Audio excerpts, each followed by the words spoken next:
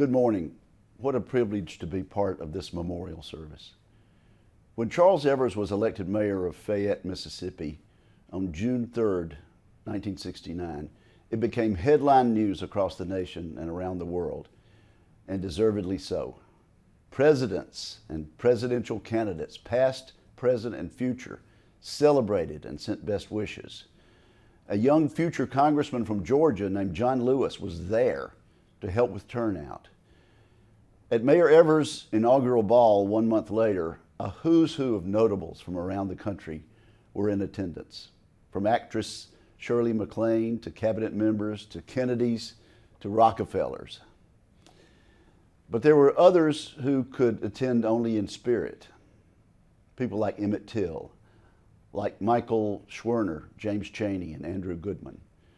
His brother Medgar, along with his friends Martin and Bobby, perhaps celebrated in absentia that day. And they meet us again today as part of that great cloud of witnesses that includes Fannie Lou Hamer, Abraham Lincoln, Rosa Parks, Ronald Reagan. Charles Evers' victory meant that the color barrier had been broken in a biracial Mississippi small town election. Change had come, and more change was coming, and at that moment, Charles Evers was the catalyst. I was turning 18 in the faraway hills of northeast Mississippi when Charles Evers' historic election occurred. Let's be honest, folks around my hometown were not exactly part of the celebration that summer. Charles Evers would want me to acknowledge that.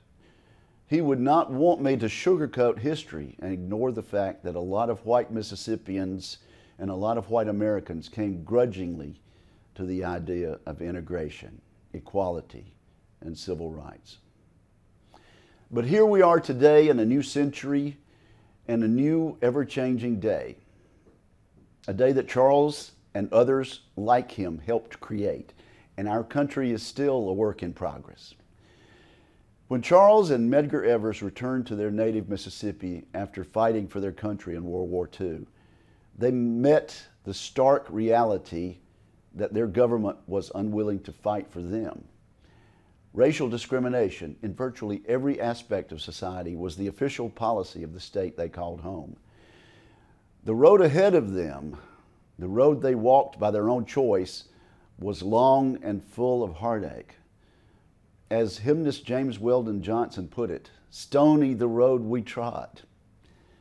Charles walked a stony road. Charles Evers, the civil rights pioneer, came over a way that with tears had been watered. But he persevered, determined to stand up to wrongdoing and help our union realize its promise, till we now stand at last where the white gleam of our bright star is cast. Charles and Medgar remind me of another small group of patriots who, in their own time, swam against the tide of oppression and risked their lives for freedom, liberty, and a new way of thinking. Recently, Lin-Manuel Miranda created a sensation by setting the American Revolution story to hip-hop music and populating the Broadway stage with a cast of black and brown characters, playing Alexander Hamilton and his fellow founding fathers and founding mothers. There's one line from Hamilton that applies appropriately to Charles and Medgar Evers. As General George Washington is preparing to send his troops into battle, he tells them, "History has its eye on you." How true those words were for those brave colonists, and how true they are for a fearless freedom fighter like Charles Evers. History had its eye on him when he organized voting drives and when he stared down those men who hurled threats his way at the ballot box. History had his eye on him when he migrated north to seek a better way of life for his family, and when he courageously returned to his native Mississippi to take up the cause of his slain brother. When he was elected mayor, when he ran for statewide office, when he grew to become counselor and friends to U.S. presidents, Republican and Democrat alike, history had its eye on Charles Evers. Charles Evers dreamed big dreams, and time again, he turned those dreams into reality. That same fearless spirit that helped him launch the civil rights movement also propelled him to become a Mississippi mayor, a businessman, and a radio host.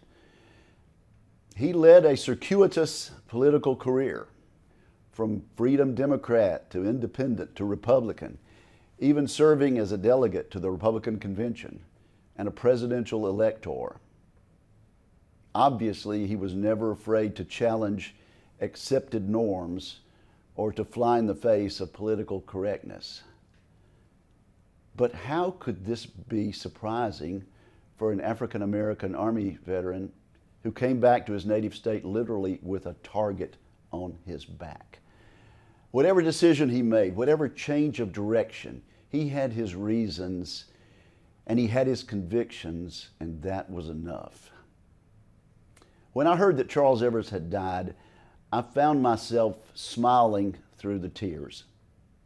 He was an absolute classic, always larger than life, always the biggest personality in the room. He was a commanding presence and a captivating speaker, and he made people listen, utilizing humor and reason and practical common sense. I recall him speaking one time at the Ramada Inn in Tupelo at a fundraiser for the United Negro College Fund, where he championed black entrepreneurship as the good and fitting sequel to the civil rights movement. He told the young people in attendance that their goal should not be simply to get a job at the Ramada Inn. He smiled and said, "I want you to own the Ramada Inn."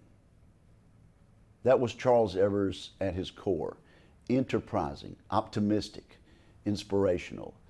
He wanted the next generation to aim high and to scale heights that even he had never reached. Sometimes I sing in public, but not today. If I were to burst into tune right now, though, I might return to the majestic lines from that iconic hymn by James Weldon Johnson. Sing a song full of the faith that the dark past has taught us. Sing a song full of the hope that the present has brought us. Charles Evers' story is one of faith and determination and skill, of doing the utterly impossible and helping others to follow along the trail that he blazed for them. We will never see another like him.